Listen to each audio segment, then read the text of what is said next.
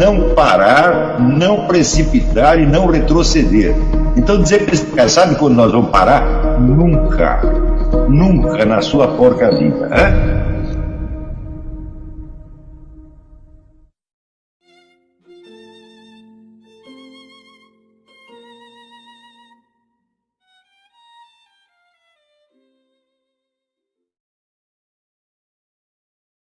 E daí eu noto o seguinte, quando as pessoas hoje em dia dizem assim, eu acredito na ciência, né? Ele está agindo como se a ciência fosse uma doutrina unívoca, como se ela fosse um dogma religioso, no qual dá para acreditar ou não acreditar. Fala, meu Deus do céu, o que é assim a opinião da ciência?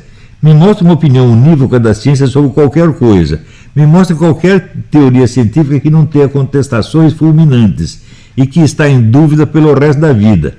Olha, eu vou mostrar um negócio aqui para vocês, quer ver? Milena Vazek, Os Oponentes de Einstein. Este livro é apenas uma bibliografia do que se publicou contra as teorias de Einstein até mais ou menos 1940. Alguém examinou isso aqui? Não, eles acreditam que a teoria de Einstein é a unanimidade da ciência, eles acreditam nisso. Não há uma teoria unânime na ciência, nenhuma, no máximo as da aritmética elementar. Mas quando vai ver o fundamento teórico da aritmética elementar, você vê que ele também é uma confusão. Os caras não sabem o que é a aritmética elementar e estão discutindo isso até hoje.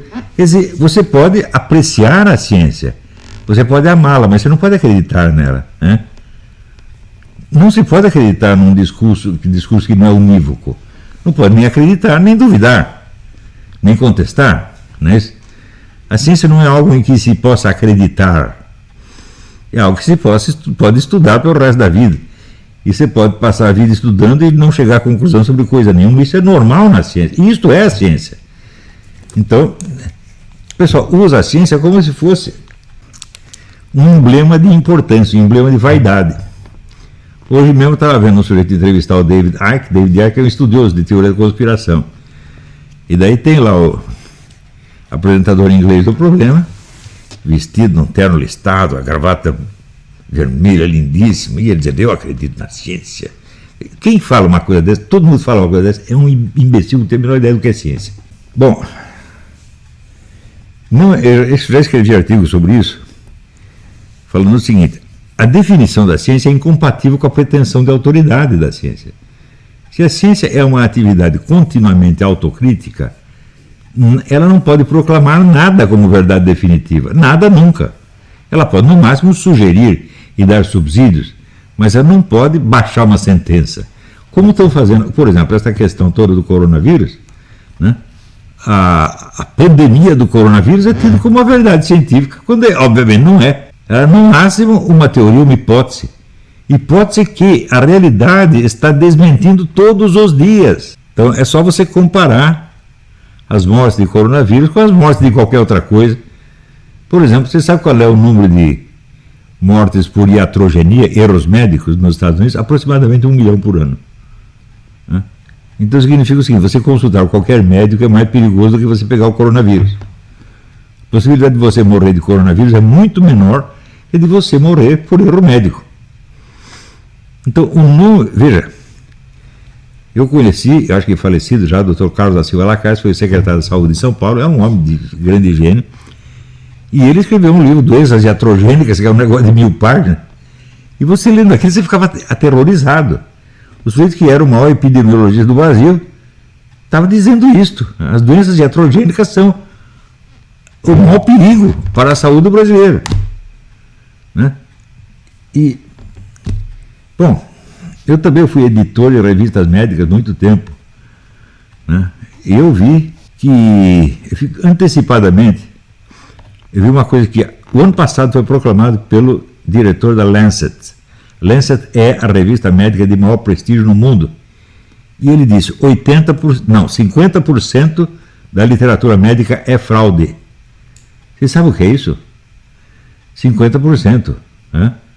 Isso dito por um cara que não é um teórico da conspiração. É o representante da literatura médica oficial. E ele confessa isso. Então, significa o seguinte: a autoridade da classe médica não existe. Então, pode existir uma autoridade desse tipo numa religião, porque a religião tem um dogma. E o dogma é uniforme, mais ou menos uniformes, né? Você pega dentro mesmo do cristianismo, você tem 20 correntes diferentes, estão sempre discutindo. Se você estuda a história dos concílios, bicho, tem concílio que foi resolvido no tapa e no assassinato, na facada, né? Você pensa que era todo um negócio uniforme, bonitinho desde o começo? Não. Uma certa estabilidade do dogma é obtida a duras penas ao longo do tempo. Quer dizer, nem na religião você tem essa autoridade uniforme. Como é que vai ter na ciência, gente? Vocês estão brincando comigo? Né? Então, o que a gente vê é que esses termos como ciência são usados apenas como palavras gatilho, palavras para despertar reações emocionais que não tem nada a ver com o conteúdo objetivo, com a referência. Lembra, né? Signo, significado e referente, né? Esse aqui, o famoso triângulo de Peirce, é? Então, o signo é uma coisa material, escrita ou sonora, que representa algo. Daí você tem o significado, que é aquilo que na cabeça do falante o signo representa. E você tem a referência ou referente, que é a coisa do mundo real, a coisa ou situação do mundo real ao qual aquilo se refere. Esta coisa ou situação, ela não é um conteúdo de consciência. O signo você conhece, o significado também, está na sua cabeça, está na sua memória. O referente não, você só conhece um pedacinho dele. Você nunca termina de conhecer o referente, porque você nunca termina de conhecer nada do mundo real. Se você pega, sei lá, você tem a palavra urso, daí você tem a definição de urso, isso está na sua cabeça. E o urso está na sua cabeça? O urso é um conteúdo da sua consciência? Não. O urso é o treco que já existia muito antes de existir a sua consciência e vai continuar existindo depois de você morrer. Ele não é dominado pela sua mente. Né? Então, todo o problema do conhecimento está na ligação entre o significado e o referente. Esse é sempre o problema. Então, o conhecimento do referente nunca se esgota, né? Agora, o significado esgota, porque senão você não conseguiria falar. Então, por exemplo, tudo que eu estou falando aqui, eu estou me referindo a coisas que não estão na minha mente, coisas que existem no mundo real. Vocês sabem que elas existem no mundo real, né? Mas eu as estou transmitindo para você? Não, eu estou apenas falando a respeito delas. Se eu falo, por exemplo, sei lá, a crise mundial do pânico, ela está na minha cabeça? Não, ela está no mundo real. E eu só conheço um pedacinho dela. Vocês conhecem outro pedacinho, então vocês sabem que nós estamos falando mais ou menos a mesma coisa, mas o fato é que nós não conhecemos essa coisa. Nós nunca terminamos de conhecer nada do mundo real. Nós só conhecemos pedacinhos, boa. Tudo que nós conhecemos, na verdade, são signos e significados. E o referente a gente só conhece idealisticamente, como um ideal, você está entendendo? Quer dizer, é como uma assíntota, a curva que vai chegando perto da reta, mas nunca alcança. O nosso conhecimento é todo assim. Qualquer cientista honesto sabe disso. Isso não é assim só nas ciências humanas, isso é em toda parte. Se você pegar, por exemplo, sei lá, o pessoal usa conceitos como buraco negro, antimatéria, etc. Ninguém sabe se essas coisas existem mesmo. Aliás, que ciência física pode te dar um conceito de existência? Qual é o conceito de existência em física? Não tem. A física não tem capacidade de definir a existência. Que ciência define as palavras sim e não? Nenhuma. Né? Isso quer dizer que o entendimento de qualquer discussão científica pressupõe um universo de conhecimentos não científicos ou pré-científicos que estão na própria linguagem humana. Qual é a primeira coisa que você aprende? A linguagem, meu Deus do céu. Você pode pegar um garoto de 3 anos e começar a ensinar álgebra para ele antes de ensinar ele a falar? Não pode. Então no Brasil tem essa idealização da matemática, né? Eu me lembro até quando eu lia o prefácio do Gramática Latina do Napoleão Mendes de Almeida, ele dava depoimento de vários cientistas físicos europeus que estavam trabalhando no Brasil, e eles diziam que eles tinham que ensinar menos matemática e mais latim. Eu fiquei impressionado quando cheguei nos Estados Unidos de ver que a matemática que eles ensinavam aqui era muito mais simples do que ensinada no Brasil, muito mais elementar. Mas o desenvolvimento da linguagem era monstruoso. Um garoto de 10 anos já sabia fazer um discurso, falar em público. Né? Falei, mas é isto que toca os americanos para frente. Né? Porque a matemática não é um meio de comunicação, gente. A matemática é apenas um meio de formalização de conhecimentos, né? Para o uso em certas áreas de estudo. Não é nada além disso. Né? Além disso, o domínio de qualquer setor da matemática pressupõe um domínio muito maior da linguagem que você está usando para falar dela. Então, no Brasil, existe esse fetichismo da matemática e das chamadas ciências duras. Né? Tinha aquele palhaço que via discutindo comigo, ele falava, as ciências duras. Eu sei o que você está querendo dizer com duro, eu sei o que você quer de duro. É outra coisa. Né? Então, tudo isso aí é fetichismo, gente. Isso não tem nada a ver com a realidade do conhecimento. São pessoas que nunca tentaram conhecer nada além do que lhes foi ensinado na faculdade. Uma coisa é você receber ensino, outra coisa é você buscar conhecimento. Uma coisa não tem nada a ver com a outra. Né? Então, quando você está buscando conhecimento, aí você toma contato com as dificuldades do esforço científico, em qualquer área. Por exemplo, veja, vamos pegar a área mais modesta do conhecimento. O jornalismo. O que é o jornalismo? É uma espécie de ciência histórica em miniatura.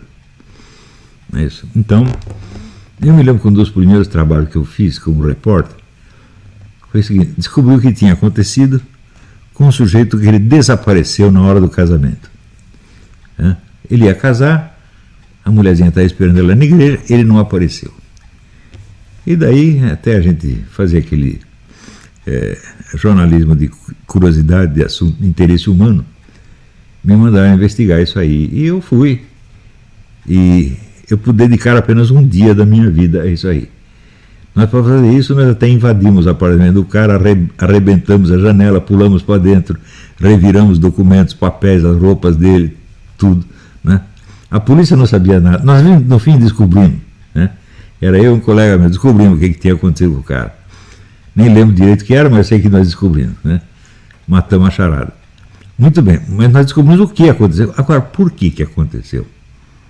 Eu não tenho a menor ideia até hoje. Né?